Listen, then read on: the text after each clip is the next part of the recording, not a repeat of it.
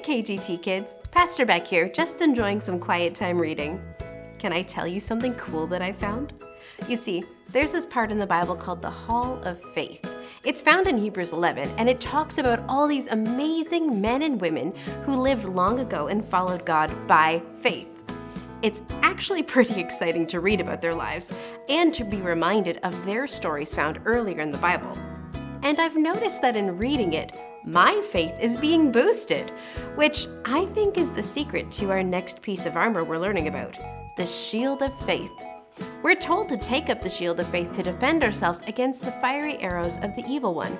And I don't know of a better way to be full of faith than to remember who God is and how He's been faithful in the past. Like, look here. In Hebrews 11, it says, faith is being sure of what we hope for.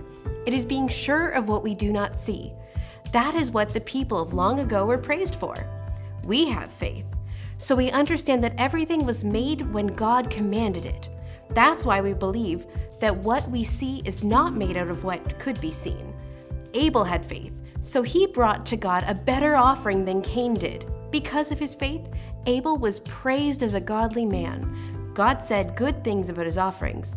Because of his faith, Abel still speaks. He speaks even though he's dead. Enoch had faith, so he was taken from this life. He didn't die. He couldn't be found because God had taken him away. Before God took him, Enoch was praised as one who pleased God. Without faith, it is impossible to please God. Those who come to God must believe that He exists, and they must believe that He rewards those who look to Him. Noah had faith, so he built an ark to save his family. He built it because of his great respect for God. God had warned him about things that could not yet be seen. Because of his faith, Noah showed the world that it was guilty. Because of his faith, he was considered right with God. Abraham had faith, so he obeyed God. God called him to go to a place he would later receive as his own. So he went. He did it even though he didn't know where he was going. Because of his faith, he made his home in the land God had promised him. Abraham was like an outsider in a strange country. He lived there in tents. So did Isaac and Jacob. They received the same promise he did. Abraham was looking forward to the city that has foundations. He was waiting for the city that God planned and built. And Sarah had faith, so God made it possible for her to become a mother. She became a mother even though she was too old to have children. But Sarah believed that God, who made the promise, was faithful. Abraham was past the time when he could have children, but many children came from that one man. They were as many as the stars in the sky.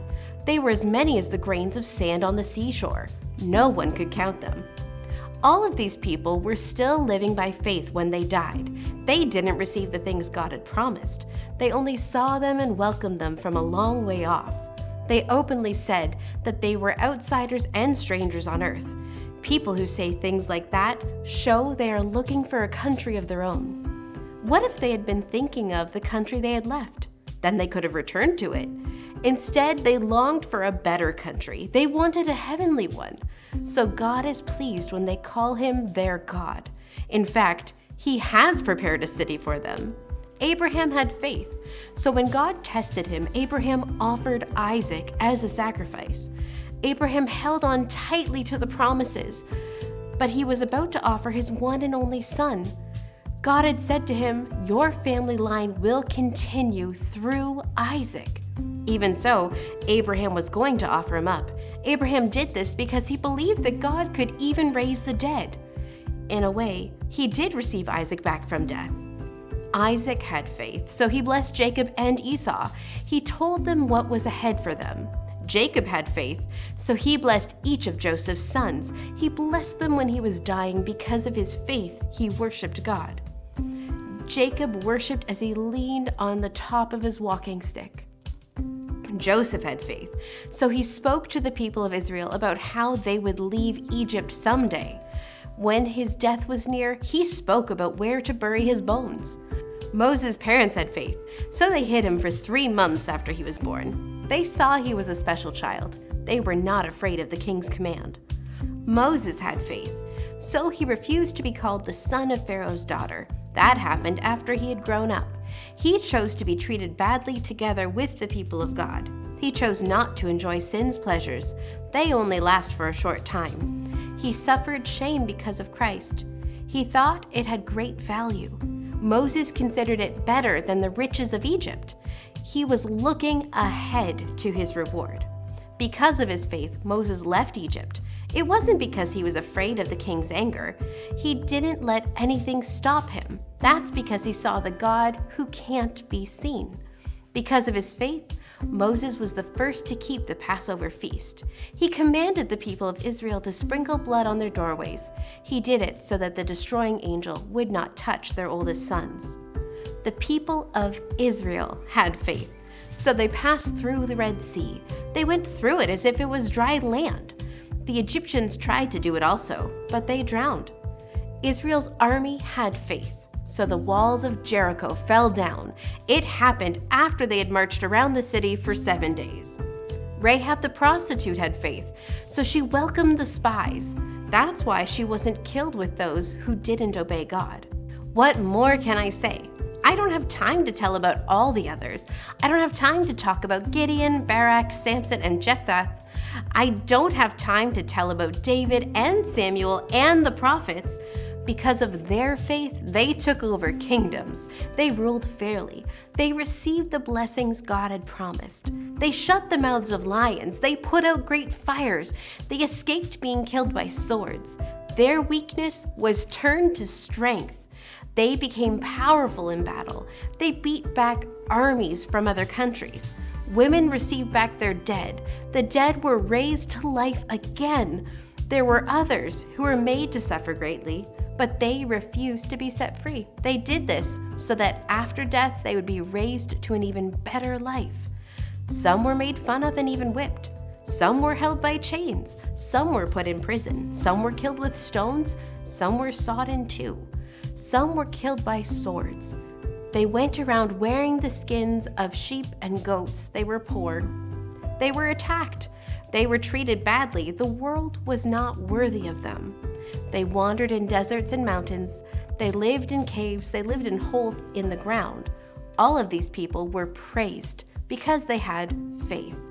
But none of them received what God had promised. That's because God had planned something better for us, so they would be made perfect together with us. A huge cloud of witnesses is all around us, so let us throw off everything that stands in our way. Let us throw off any sin that holds onto us so tightly, and let us keep on running the race marked out for us. Let us keep looking to Jesus. He is the one who started this journey of faith. He is the one who completes this journey of faith. He paid no attention to the shame of the cross. He suffered there because of the joy he was looking forward to. Then he sat at the right hand of the throne of God. He made it through those attacks by sinners. So think about him. Then you won't get tired. You won't lose hope. Wow, how incredible is that list? So many people with so many stories who chose to believe God no matter what they were facing. That's faith. It's being sure, being confident of what we hope for, even when we can't see it.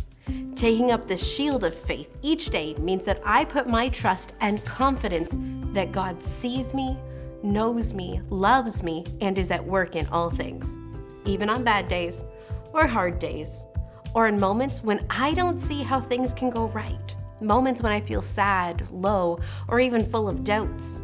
Those will come.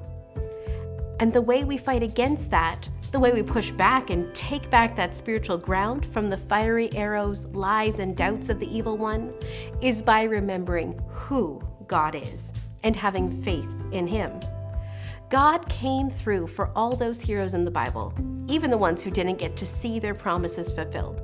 They received even better from God, and their promises were eventually fulfilled in even better timing, according to God's plan. Remembering God's faithfulness in the past helps me have faith today.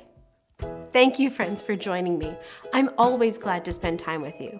Now, if you remember, we have a memory verse challenge. Together, we're learning Ephesians 6:10-18. It's a long passage, but we have YouTube videos to help us learn, and we have lots of time to learn it. Here's the deal. If you learn your verses and tell them to your grown-up and have them email me, Pastor Beck at kgtchurch.org, I would love to celebrate this accomplishment with you by sending you a prize. It's always a prize to have God's Word deep in our hearts and minds, but a fun prize in the mail is good too.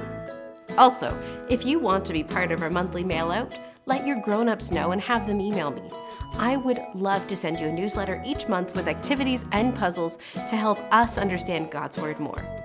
That's all for today. Until next time, remember to put on the whole armor of God, your belt of truth, breastplate of righteousness, shoes ready with the gospel of peace, and don't forget the shield of faith. Remembering God's faithfulness in the past helps us have faith for today and hope for tomorrow. Every time lies and doubts creep in, remind them of the truth of who God is. That's how we take up our shield of faith. See you next time. Be strong in the Lord and in the strength of His might. Put on the whole armor of God that you may be able to stand.